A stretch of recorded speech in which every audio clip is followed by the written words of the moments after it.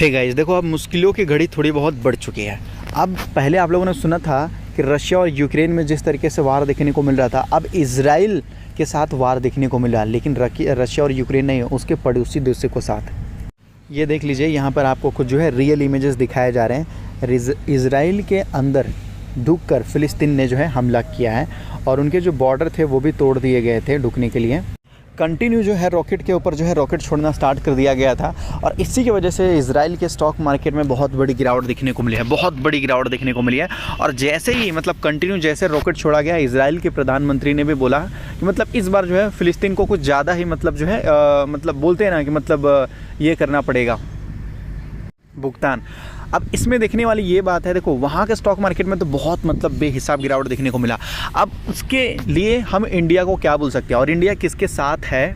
तो पीएम मोदी जी ने ट्वीट करके बताया है कि ये जो है इजराइल के साथ आपको देखने को मिल रहा है। इजराइल, पीएम मोदी जी ने यहाँ पर बोला है, देख सकते हो, ठीक है। जहाँ पर मोदी जी ने बोल रखा है यहाँ पर देख सकते हो, वी स्टैंड किसके साथ? तो भाई बताया जा रहा है विथ इजराइल। मोदी जी किसके साथ खड़े हैं? मतलब इंडिया जो है इजराइल के साथ खड़ा है, आप यहाँ पर देख सकते हो। और इजराइल हमारा एक पुराना फ्रेंड भी है, वहाँ से बहुत सारे डिफेंस के ऐसे इक्विपमेंट आते हैं डिफेंस के मामले में, वहाँ से कुछ ऐसी चीज़ें भी आती है जो इंडिया के लिए बहुत ज़्यादा हेल्पफुल होता है करके। तो वहाँ के भी मतलब कुछ लोगों ने और भी दूसरे जैसे होता क्या है कि जैसे यूक्रेन और रशिया में वार हो रहा था ना, तो देश दो कभी भी वार होता ना, तो कभी भी वार होता है तो पूरा वर्ल्ड जो है 2 से 3 हिस्सों में बट जाता है। एक वो 3 हिस्सों में कैसे बढ़ता है? अब ये एक जो वर्ल्ड है ना, अब ये बोलेंगे कि भाई हम इनके साथ खड़े हैं, कुछ लोग बोलेंगे कि भाई हम इनके साथ नहीं खड़े हैं, और ये लोग बोलेंगे हमें कोई मतलब नहीं, हम चुपचाप, ये लोग बोलेंगे हमें कोई मतलब नहीं करके। तो ये 3 टाइप के ही लोग आएंगे, 3 टाइप के लोग आपको देखने को मिलेंगे। इससे होगा क्या कि जब किसी के साथ में खड़े होते हैं तो भाई वहाँ पर वर्ल्ड वार करने से उनको रोकना होता है, और नहीं तो वर्ल्ड वार की तरफ अगर आप चले जाओगे तो कल के डेट में होगा क्या कि भाई एक छोटी सी चीज़ों के लिए की वजह से, 2 देशों की वजह से पूरा मतलब जो है समझ सकते हो कि पूरे वर्ल्ड को प्रॉब्लम होगा। रशिया का मानना है कि भाई अगर रशिया नहीं रहेगा तो पूरे वर्ल्ड को नहीं रहने दूंगा करके, ऐसा है करके उसका ये मानना है करके। इस वजह से रशिया चाहे तो कभी भी यूक्रेन को ख़त्म कर सकता है, लेकिन वो नाटो का सदस्य है और अमेरिका उसको नाटो का सदस्य बनने के लिए जा रहा है और अमेरिका उसको सपोर्ट कर रहा है। तो इस वजह से अगर आप देखोगे तो क्या है कि मतलब वो धीरे धीरे उसको कंट्रोल करने की कोशिश कर रहा है। नहीं तो अगर वो परमाणु बम से हमला करेगा तो क्या होगा कि मतलब खत्म तो हो जाएगा, लेकिन ये वर्ल्ड वार की तरफ जो है चला जाएगा। इस तरीके से होता है और ये न्यूज़ इस तरीके से चल रही है, देख रहे हो कि हर जगह आपको जो है केवल लाइव ही आपको देखने को मिलेगा। सभी न्यूज़ चैनल वाले इसी चीज़ों को कवर करने की कोशिश कर रहे हैं। सभी लोग देखो केवल लाइव हर चीज़ लाइव चल रही है सर, यहाँ पर हर चीज़ लाइव चलता हुआ नज़र आ रहा है ऐसा करके। लेकिन इजराइल बहुत पावरफुल देश भी है। अब ये देखो वार हो क्यों रहा है, ये समझने वाली चीज़ें भी तो है ना भाई, ये वार हो क्यों रहा है? देखो मैं आपको बताता हूँ, यहाँ पर 2 देश हैं, ठीक है। अब जो सामने वाला देश का मानना है कि भाई इजराइल हमारे देश में कब्जा करके बैठा है, वो धीरे धीरे अपने जगहों को फैला दिया करके। अब वो बोलना चाहता है नहीं भाई ये इजराइल का ही देश है। अब इजराइल बोलना चाहता है ये इजराइल का ही देश है, ये बोलता है कि नहीं भाई ये हमारे देश में कब्जा करके बैठे हैं करके। अब देखो ये क्या सही है क्या गलत है करके ये बोलना तो बहुत मुश्किल है। जिस तरीके से यूक्रेन सही है या रशिया सही है, इस तरीके से बोलना मुश्किल है कि किस बात पर किस तरीके से। तो इस मतलब कुछ ऐसी चीज़ें होती है जो मतलब बहुत बड़े लेवल पर पता नहीं चल पाता किसकी गलती है, और इसके वजह से भुगतना सभी को पड़ता है। और ये मैं आज क्यों बता रहा हूँ, संडे को क्यों बता रहा हूँ, क्योंकि कल मंडे है, मार्केट ओपन होगा। तो इसके वजह से क्या हुआ कि कुछ इंडिया में ऐसे स्टॉक हैं जिनमें आपको बहुत तगड़ा गिरावट देखने को मिलेगा, और वो स्टॉक के बारे में मैं आपको बताऊंगा। तो शायद ये इजराइल का इंडेक्स आपको देखने को मिल रहा है, जिसमें देखोगे तो बताया जा रहा है 5.56%, मतलब 5 to 6% आपको केवल एक दिन में ही गिरावट देखने को मिला, एक्चुअल में 7%।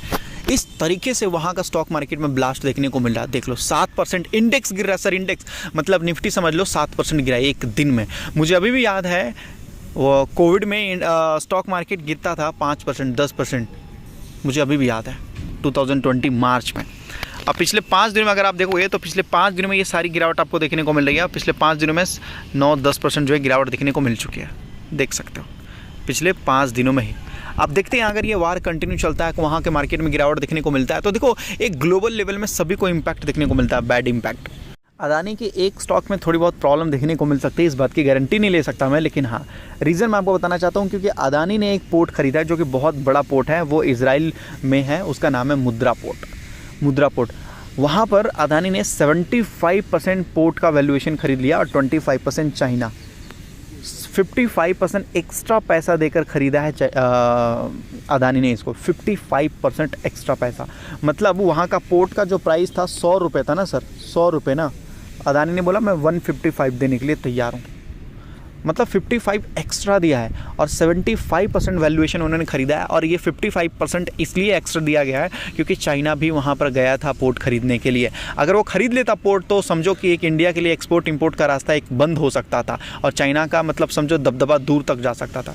तो इस वजह से अदानी पोर्ट ने वहाँ पर एंट्री मारा और महंगे दामों में ख़रीदा है क्योंकि वो चाइना को हराना चाहता था करके, उनका दबदबा ख़त्म करना चाहता था। तो हो सकता है कि इजराइल में जिस तरीके से वार देखने को मिल रहा है तो अदानी पोर्ट को कुछ नुकसान हो सकता है, टेम्पररी बोल सकता हूँ, परमानेंट नहीं, क्योंकि कल के डेट में वार खत्म होगा, सब कुछ सही हो जाएगा, सब कुछ सही हो जाएगा।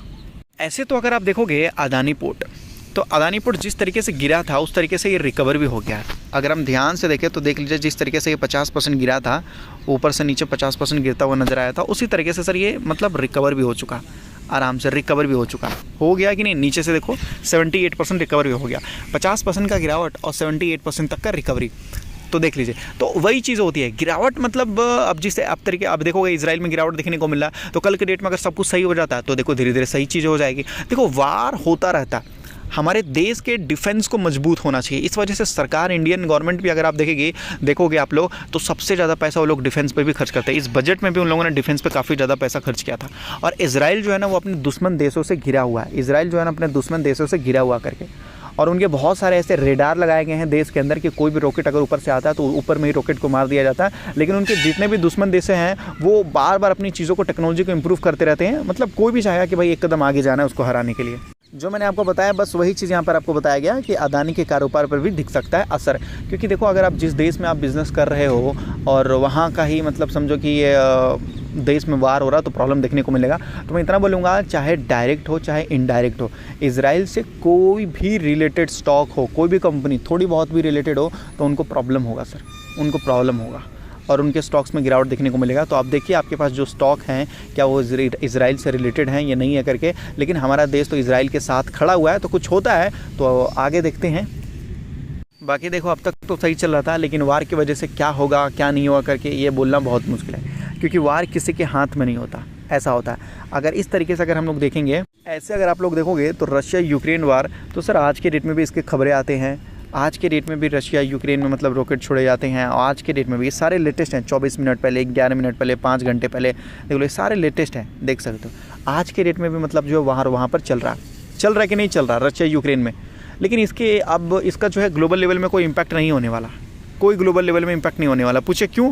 क्योंकि अब जो है मतलब पूरे स्टॉक मार्केट को पता चल गया, पूरे देश को स्टॉक मार्केट को पता चल गया कि क्या हो रहा है, कैसे हो रहा करके, और ये कितना इम्पैक्ट करेगा। याद रखिएगा कि स्टॉक मार्केट केवल कुछ पलों के लिए ही गिरता है, और जैसे उसको सारी चीज़ें पता हो जाता है, डाइजेस्ट हो जाता है, तो बस सब धीरे धीरे ठीक हो जाता है फिर।